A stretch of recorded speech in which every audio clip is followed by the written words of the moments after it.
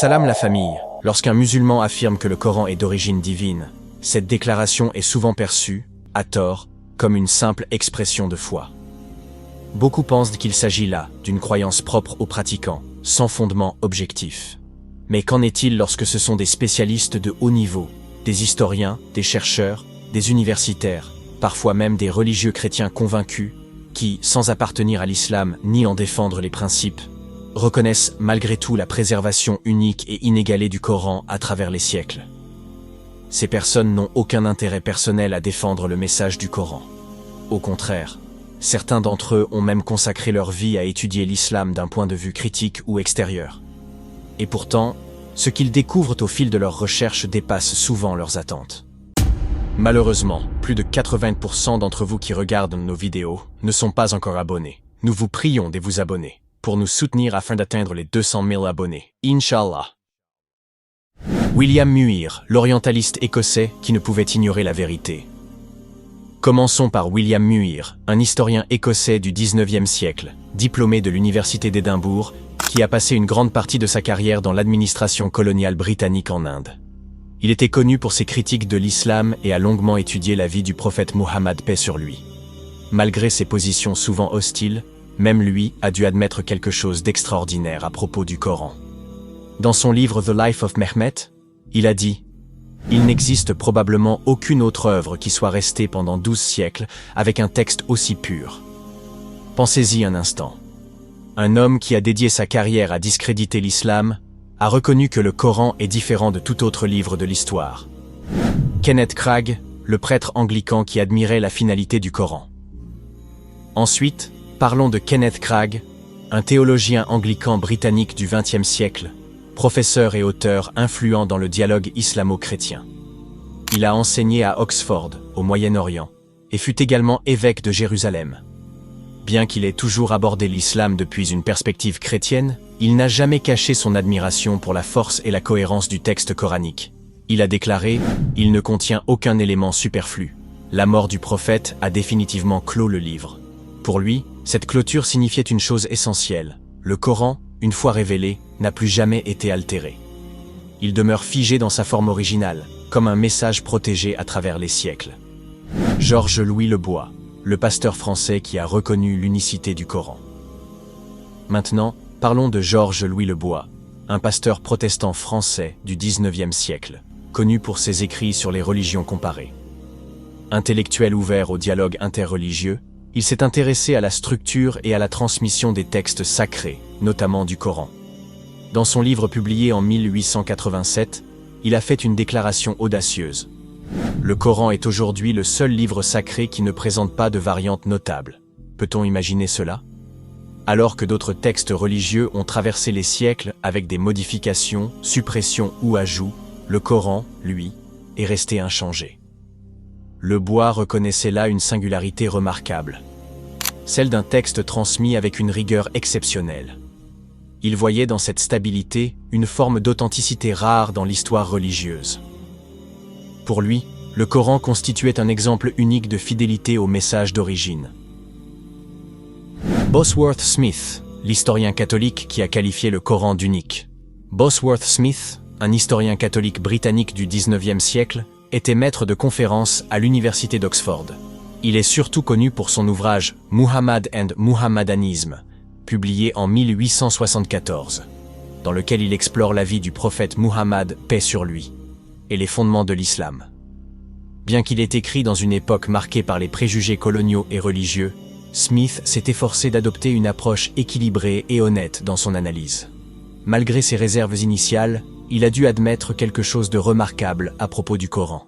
Il a écrit « Nous avons un livre absolument unique par son origine, par sa préservation, et dans le désordre apparent de son contenu, mais dont l'authenticité n'a jamais pu être sérieusement mise en doute. » Ces mots, prononcés par un intellectuel étranger à l'islam, soulignent la singularité du Coran. Même face à des critiques externes, le texte sacré résiste à toutes les tentatives de discrédit.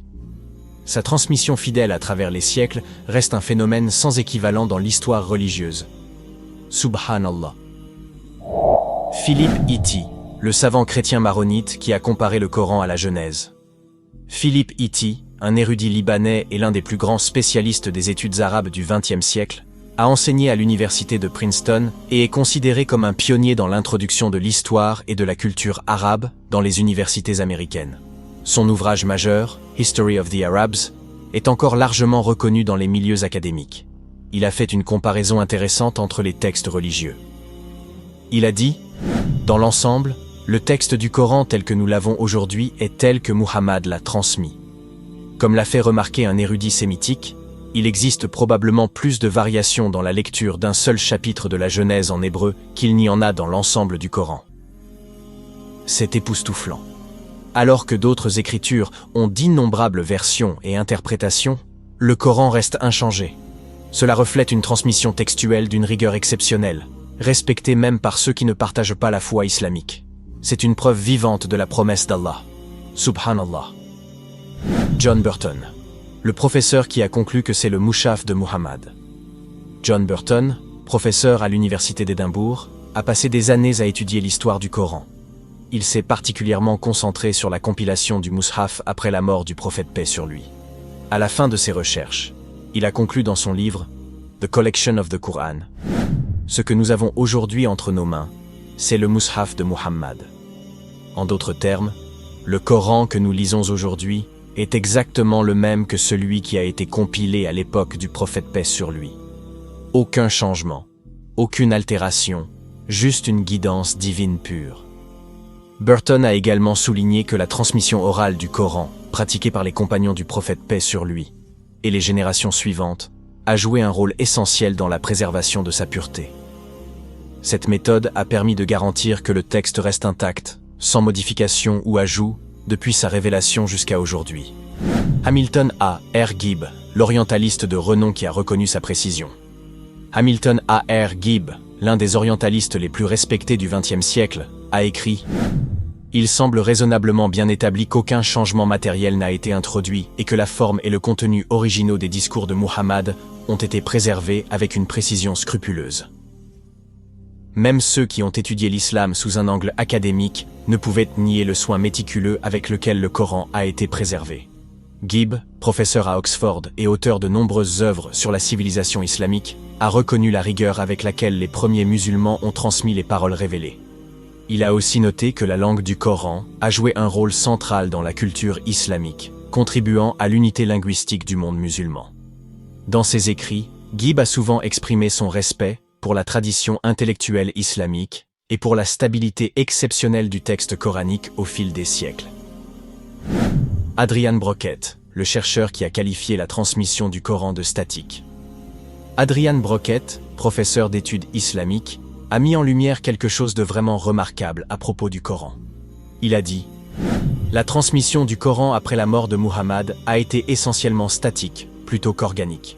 Il y avait un seul texte et rien d'important.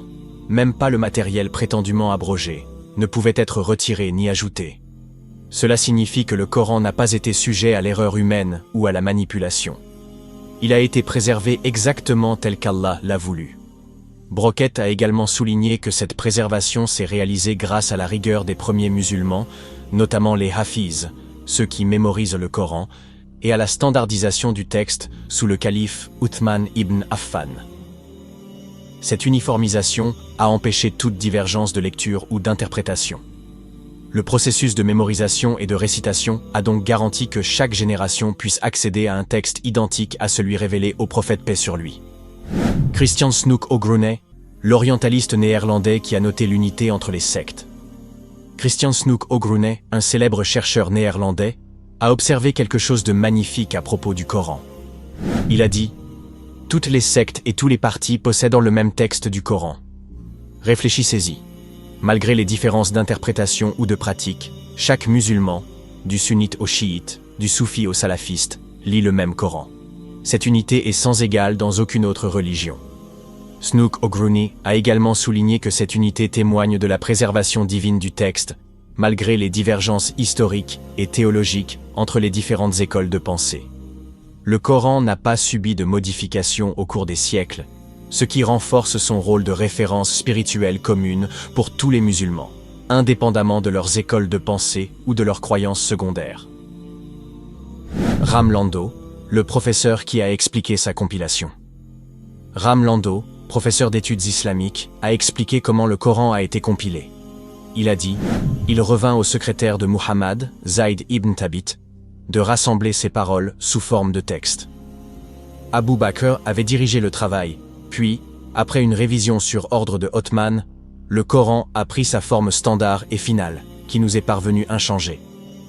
Ce processus a garanti que le Coran reste pur et intact pour les générations futures. » Lando a également souligné que la collecte du Coran ne se limitait pas à un simple assemblage de versets, mais impliquait également une vérification minutieuse des témoignages de ceux qui avaient mémorisé les révélations et des fragments écrits.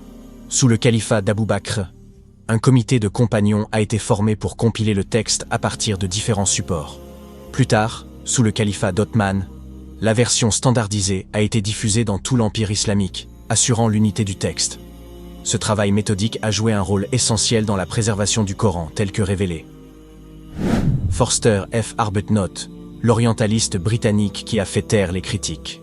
Forster F. Arbuthnot, un autre savant britannique, a fait taire les critiques du Coran par une déclaration puissante. Un texte final et complet du Coran a été préparé dans les 20 années suivant la mort de Muhammad, et il est resté le même, sans aucun changement ou altération par des enthousiastes, des traducteurs ou des interpolateurs jusqu'à aujourd'hui. Il est regrettable que l'on ne puisse pas en dire autant de tous les livres de l'Ancien et du Nouveau Testament. Subhanallah. Même des non-musulmans reconnaissent que le Coran est dans une catégorie à part. Arbuthnot, en tant que médecin et orientaliste, a passé une grande partie de sa vie à étudier les textes religieux et à comparer leur processus de transmission.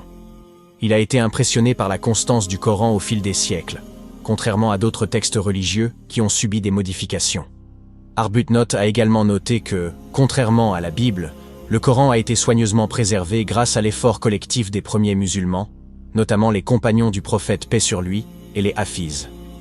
Ce processus de préservation du Coran a contribué à maintenir son intégrité intacte à travers les générations. Neil Robinson, le chercheur moderne qui reconnaît l'acceptation mondiale. Enfin, écoutons Neil Robinson, un chercheur contemporain de l'islam. Il a dit « La tradition musulmane a reçu une large acceptation de la part des chercheurs non musulmans. C'est un rappel puissant que la préservation du Coran n'est pas seulement une affirmation des musulmans. C'est un fait reconnu par des personnes de toutes origines. » Robinson a enseigné dans plusieurs universités, dont l'université de Leeds. Il est aussi connu pour son analyse stylistique du Coran, qu'il considère comme un texte ayant une structure unique et une profondeur littéraire remarquable. Frères et sœurs, le Coran n'est pas juste un livre, c'est un miracle. Un miracle qui a été préservé mot pour mot depuis plus de 1400 ans. Même ceux qui ne croient pas en l'islam ne peuvent en nier l'authenticité. Alors, la prochaine fois que quelqu'un remet en question comment le Coran a pu rester inchangé, partagez avec lui ses faits. La préservation miraculeuse du Coran témoigne de la volonté divine, et il est un témoignage vivant de la guidance éternelle pour l'humanité. Son message, immuable et intemporel, continue d'inspirer des millions de personnes à travers le monde, et son étude approfondie révèle la profondeur spirituelle et intellectuelle du texte, qui transcende les siècles et les frontières culturelles.